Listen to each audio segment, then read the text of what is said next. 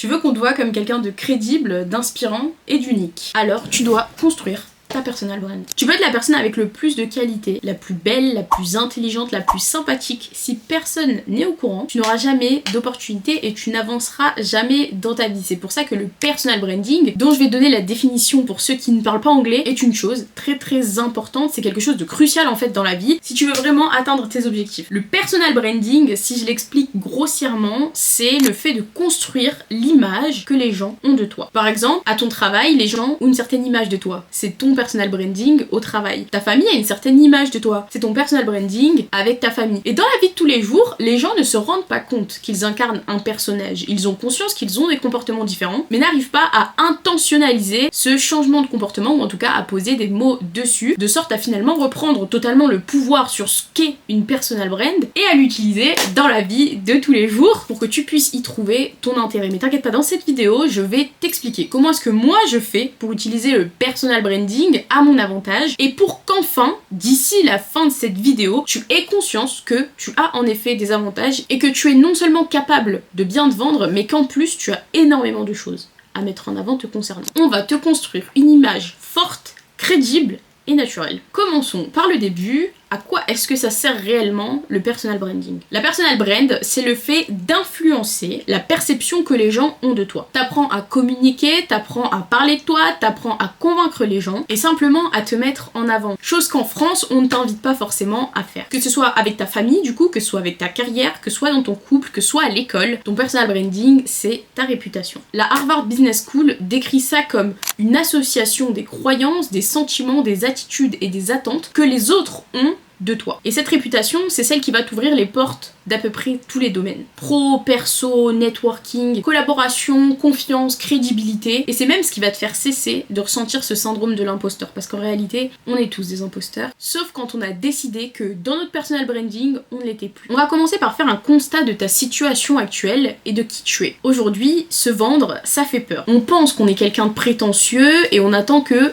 quelqu'un nous découvre. Mais dans la vie, il faut aller chercher ce qu'on veut. Et le fait de créer ta marque personnelle, traduit en français, c'est pas ouf, c'est simplement être clair sur qui tu es, ce que tu veux, ce que tu vas faire et comment est-ce que tu as envie que les autres te voient. Pour qui est-ce que tu as envie qu'on te prenne. C'est ce qui va faire de toi quelqu'un qu'on voit comme unique. Encore une fois, je reviens sur le terme de réputation. Les gens n'accordent d'importance, n'accordent de valeur qu'à ceux qu'ils pensent uniques, qu'à ceux qu'ils pensent différents, qu'à ceux qui sont très clairs sur qui ils sont, qui s'affirment face aux autres et qui se définissent parce qu'ils ont envie d'être définis par. Ça te permet d'attirer toutes les opportunités, tous les projets, un peu comme moi avec les réseaux sociaux. Il y a des marques qui me contactent, il y a des gens qui me contactent parce que je suis sur la place publique, qu'on voit ce à quoi je m'intéresse, je prends la parole, j'ai une certaine image et au final t'as accès à des opportunités qui sont alignées avec tes compétences et avec ce que tu recherches. Souvent les gens se demandent comment se faire de nouveaux amis qui sont en accord avec nos valeurs. C'est une question de personal branding. Si tu vas dans les milieux qui t'intéressent, les gens vont partir du principe que tu es comme eux. Vous allez vous associer, vous faites partie des mêmes clubs, vous allez aux mêmes événements, vous parlez à peu près de la même manière, vous avez les mêmes centres d'intérêt et c'est ça qui va faire que tu vas rencontrer des gens qui ont du coup les mêmes valeurs que toi. Mais c'est un rebranding. Tu changes d'environnement, tu changes de centre d'intérêt, tu changes les milieux que tu fréquentes. Ça diminue aussi le syndrome de l'imposteur simplement parce que, comme je l'ai dit, tu t'affirmes. On sait que tu t'intéresses à ça, on sait que tu te définis comme ça, on sait que tu penses ça de toi. C'est la perception que les autres ont de toi et vu que c'est toi qui la contrôle parce que c'est toi qui contrôle ce personal branding, tu gagnes confiance en toi parce que tu te rends compte que le fait de t'affirmer et d'imposer qui tu veux être aux autres fait que les autres acceptent et affirment à leur tour que tu es bel et bien cette personne. Un peu comme moi avec YouTube, le fait de faire des vidéos YouTube alors que je n'étais absolument pas youtubeuse, au début c'était gênant et les gens autour de moi ou les gens tout court refusaient que je sois youtubeuse. Non, t'es pas youtubeuse, t'es juste une meuf normale qui parle à un téléphone ou à une caméra, c'est gênant. Mais j'ai continué, j'ai persisté et petit à petit les gens n'ont eu d'autre choix que de m'associer à YouTube et donc de dire que j'étais une youtubeuse. Le personal branding, c'est ça, mais dans tous les domaines et ça dépend des gens. Donc comment est-ce qu'on fait? On commence par définir qui tu es. Parce que comment est-ce que tu vas avoir une certaine réputation si tu ne sais pas quelle réputation tu vas avoir? Avant même de te montrer sur la place publique, il faut que tu saches qui tu es, mais surtout pourquoi est-ce que tu veux qu'on te voit comme ça? Tu peux te poser les questions que je vais te citer. À quoi est-ce que tu t'intéresses? Quelles sont tes valeurs? Qu'est-ce qui te rend spécial? Qu'est-ce que tu veux que les gens sachent à propos de toi? Quelles valeurs tu apportes aux autres? Ces réponses-là, ça va vraiment être le socle de ton personal branding, ça va être les bases et également les limites de la nouvelle personne que tu as envie d'être, ou en tout cas de la personne que tu as envie que les autres pensent que tu es. Dans la vie, on a 3 capitales. On a le capital académique, on a le capital social et on a le capital mental. Le capital social, ça va être qui est-ce que tu connais, à qui est-ce que tu es associé, à qui est-ce que tu peux avoir accès. Le capital académique, ça va être tes diplômes, tes certifications, les écoles que tu as fréquentées, tout ton parcours et tes expériences. Le mental, ça va être ton mindset et les qualités intellectuelles ou émotionnelles que tu as. Comment est-ce que tu arrives à te sortir de certaines situations? Est-ce que tu es plutôt malin? Est-ce que tu es une personne débrouillarde? L'idée, ça va être de raconter des histoires autour de ces 3 piliers. Parce que n'oublie pas, une histoire, les gens s'en souviennent. Et il y a un monsieur très marrant qui a un jour dit qu'il fallait toujours raconter des histoires positives à propos de toi-même parce que les gens se contentent de les répéter et à la fin ne se souviennent plus de qui les a racontées en premier. Ensuite, on va faire en sorte de faire connaître ta personne parce que maintenant, tu sais qui tu as envie de devenir, tu sais pourquoi est-ce que tu as envie de le devenir, tu sais comment te définir, mais comment faire en sorte que les autres le sachent aussi. Comme je l'ai dit au début de la vidéo, tu peux être la personne la plus incroyable du monde, si personne ne le sait, tu n'en profites pas. Et ça, que ce soit dans la vraie vie ou en ligne. Là, je parle pas juste des réseaux sociaux, je parle aussi des interactions dans la vraie vie. J'avais checké sur internet un article que j'essaierai de retrouver qui disait que 80% des opportunités professionnelles venaient du réseau et franchement, étant à Paris, je me rends compte que c'est totalement ça. Le piston. Donc tu peux avoir du piston parce que ta famille connaît des gens ou tu peux avoir du piston parce que tu es une personne très intelligente qui a su aborder, connecter avec des gens qui étaient à de très bons postes, à de très bons endroits stratégiques qui t'ont permis à toi d'avoir accès à des opportunités professionnelles auxquelles tu n'aurais pas eu accès si tu n'avais pas fait en sorte d'être une personne assez sociable. C'est pour ça que les réseaux sociaux, dans un sens, c'est vraiment incroyable parce que vu que tu t'exposes, les gens te voient. Et certaines fois, ce sont des gens qui peuvent faire la différence dans ta vie et t'ouvrir des portes auxquelles tu n'aurais jamais pu avoir accès si tu ne t'étais pas exposé. Est-ce que je t'encourage à te lancer sur les réseaux sociaux? Non, si c'est pas ton délire, ça ne sert à rien, mais il y a énormément de moyens de s'exposer publiquement, surtout dans la vie professionnelle. T'es pas obligé d'être sur YouTube ou d'être sur TikTok. Premièrement, il y a LinkedIn, mais ensuite il y a simplement le fait d'aller à des événements, le fait d'avoir de bonnes notes, de parler énormément avec tes professeurs, au contraire au travail, de faire en sorte de parler avec un peu tout le monde. C'est important aussi de s'affirmer lorsque tu es dans des conversations avec des gens, il faut que tu prennes la parole. Quand on pose une question, n'hésite pas à répondre, n'hésite pas à enjoliver légèrement ce que tu sais et n'hésite pas à abuser légèrement sur tes expériences parce que c'est ça que les gens retiennent. Et le jour où il y a une opportunité, au final, c'est à la personne qui a énormément parlé qu'on pense. Je vais te donner mon exemple encore une fois avec YouTube. Quand j'ai commencé à faire des vidéos et que j'ai commencé à affirmer des choses, au début j'étais vraiment très mal à l'aise parce que syndrome de l'imposteur, je me disais mais sérieusement qui va m'écouter, qui va me croire, qui va accorder de l'importance à ce que je raconte. J'étais super gênée d'affirmer publiquement mes idées. Mais avec le temps, quand j'ai commencé à comprendre qu'en effet il y avait des gens qui pensaient comme moi, qui étaient d'accord avec ce que je disais et qu'en fait j'ai trouvé simplement mon public, j'ai compris qu'en transmettant une certaine valeur aux gens, on gagnait énormément confiance en nous parce qu'on se rend compte que ce qu'on dit, ce qu'on apporte, aide et bénéficie à d'autres. Alors ça a de la valeur. Alors ce qu'on dit a de la valeur. Et au début, ça va vraiment être du fake it until you make it. Enfin, en tout cas, until you believe it. Donc comme je l'ai dit, il faut vraiment que tu sois présent ou présente dans les domaines qui t'intéressent et c'est pas facile parce que c'est plus facile de rester dans ta chambre enfermée, de rester chez toi que d'aller dehors et d'aller parler à des gens parce que t'as pas forcément envie de leur parler, t'as pas forcément envie d'aller aux événements, etc. Mais on va prendre l'exemple des gens super populaires au lycée dans les films américains, ils sont dans absolument tous les clubs. Pourquoi? Parce qu'ils savent que au plus ils se diversifient, au plus ils font partie de différentes communautés, au plus les gens vont les aimer ou en tout cas au plus ils vont se faire des contacts. C'est aussi pour ça que c'est important de parler avec les gens lorsque tu vas dans de très bonnes écoles parce que ces personnes-là sont les cadres de demain, les cadres qui peuvent t'offrir des opportunités professionnelles. Ce seront probablement des personnes inatteignables dans quelques années et le fait que tu les attrapes dès maintenant, dès la jeunesse, pendant que vous avez encore des points communs, te donne une longueur d'avance sur tous les autres parce que comme je t'ai dit, c'est ton capital social. C'est important de ne pas avoir honte d'aller parler aux gens et moi-même, c'est une chose sur laquelle je travaille énormément parce que j'ai conscience que ça fait toute la différence dans une vie qui est-ce que tu connais. Et il est important d'apprendre des fois à mettre son humilité de côté, sa timidité de côté et aller voir les gens, demander, poser des questions, prendre contact. Et vraiment, c'est même à moi que je dis ça parce que ça fait vraiment la différence dans ta vie. Maintenant, on va parler du fait d'être visible en ligne. Ceux qui n'aiment pas les réseaux sociaux, cette partie ne va pas forcément vous intéresser, mais honnêtement, on est dans un monde qui est digital, qui est numérique. Si tu veux vraiment avoir une place importante, t'auras pas d'autre choix que de te faire à l'idée que tu dois avoir une présence en ligne. Est-ce que tu dois être constamment sur ton téléphone? Non. Est-ce que tu dois être youtubeur?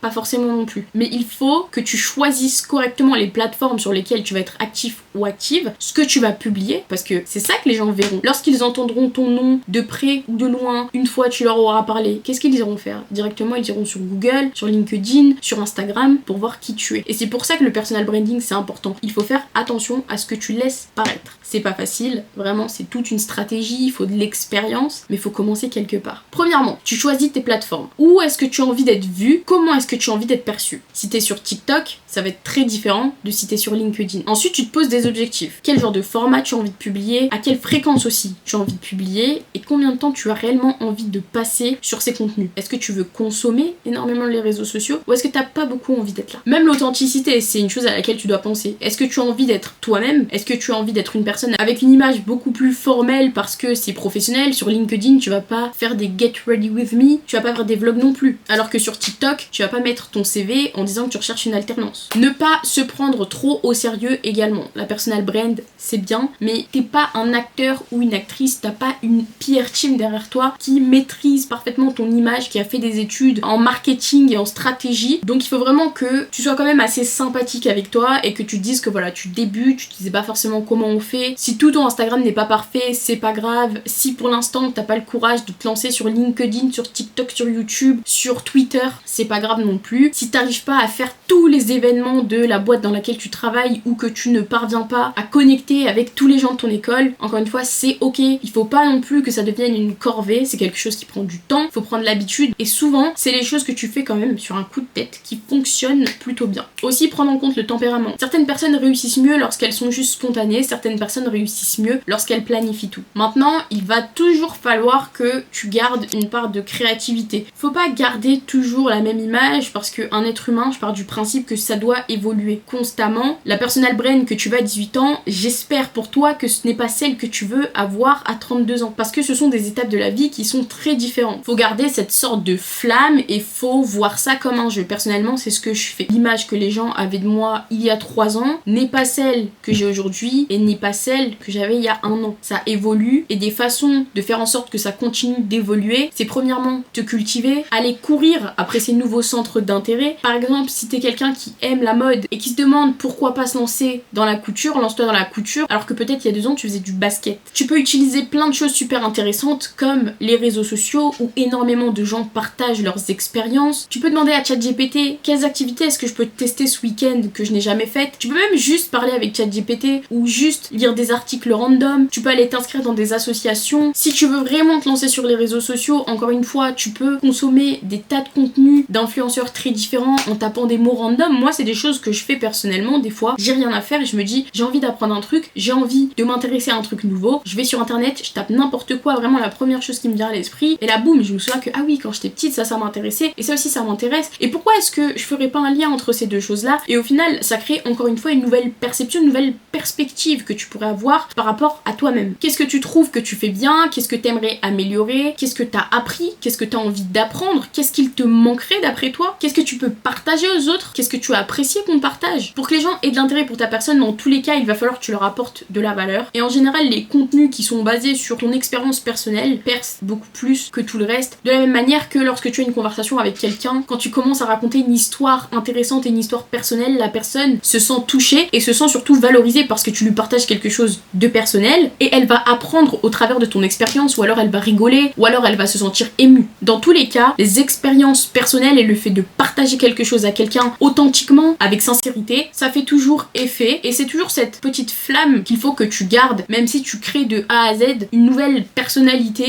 une nouvelle image que tu as envie que les gens aient de toi. De toute façon, en général, quand on a envie de se recréer une nouvelle personnalité et de reconstruire sa vie de A à Z, c'est que on a vécu avec l'image d'une personne qu'au final on n'est pas ou qu'on n'a jamais vraiment accepté. Et c'est aussi pour ça que je trouve que le pourquoi est très important. Il ne faut pas changer parce que les autres te font croire que tu es bizarre, tu n'es pas assez, que tu es vraiment seul, que tu ne vas pas y arriver, etc. Je sais que c'est facile à dire, surtout quand on est jeune, c'est compliqué à comprendre. On a envie de se le répéter parce qu'on se dit que c'est comme ça qu'on réussit dans la vie. Et c'est dur, hein. C'est dur de s'affirmer quand tous les gens autour de toi que tu aimes te font croire que t'es prétentieux, t'es arrogant, t'es nul, tu vaux pas le coup, tu te prends pour on ne sait qui, tu vas jamais y arriver, c'est pas fait pour toi, arrête tes bêtises, etc. Je sais que c'est dur et c'est pour ça que je fais cette vidéo. C'est pour te faire comprendre que c'est dur, c'est ok, t'es pas seul, tu peux créer la personne que tu as envie de devenir, tu as le droit de le faire et il faut toujours que tu te poses les bonnes questions, mais surtout que tu te répondes avec sincérité.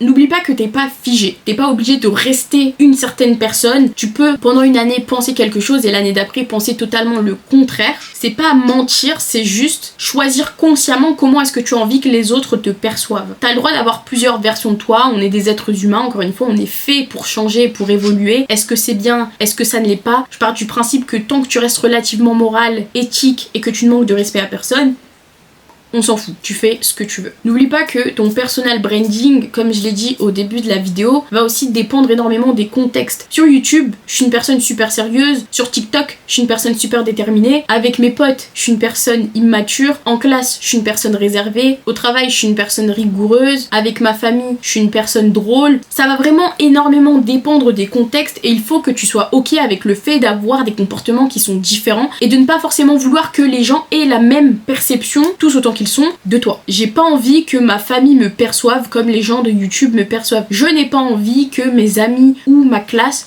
me perçoivent comme les gens de YouTube me perçoivent. Je n'ai pas envie que les gens de YouTube me perçoivent comme ma famille me perçoit. Et c'est ok. Tout n'est pas fait pour être mélangé et un être humain a plusieurs facettes. C'est ce qu'on appelle la vie publique, la vie privée et les choix.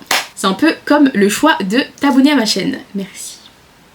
Pour conclure cette vidéo, je te dirais que le personal branding, c'est juste un choix. C'est le choix de décider comment est-ce que tu as envie que les gens te perçoivent, mais surtout comment est-ce que tu as envie de te percevoir toi-même. Personnellement, on m'a toujours défini avec certains mots, j'ai toujours eu certains comportements parce que je trouvais qu'il y avait une certaine cohérence, ça se suivait. Si les gens disent que je suis comme ça, alors je suis comme ça. Si j'agis comme ça, c'est peut-être que oui, en effet, je suis cette personne. Mais pas du tout. C'est toi qui décides et si tu n'es pas ok avec la façon dont tu te comportes actuellement, peut-être qu'il serait temps de prendre un papier, de prendre un stylo et de te poser les bonnes questions. Si t'es une personne qui est coquette et que les gens autour de toi te disent que t'en fais trop, les gens n'ont pas raison. Tu es une personne coquette, tu as envie de le rester, tu le restes. C'est tout. Si actuellement tu te trouves pas forcément super jolie et que t'as envie de devenir une baddie, mais t'as le droit en fait. Peut-être que tout de suite c'est pas ta personnalité. Mais si tu décides de faire ce changement, tu décides pour les bonnes raisons évidemment, mais tu peux. Tu regardes toutes les vidéos qui existent, tu lis tous les articles qui existent et tu commences le changement petit à petit, étape par étape et les gens vont te faire sentir que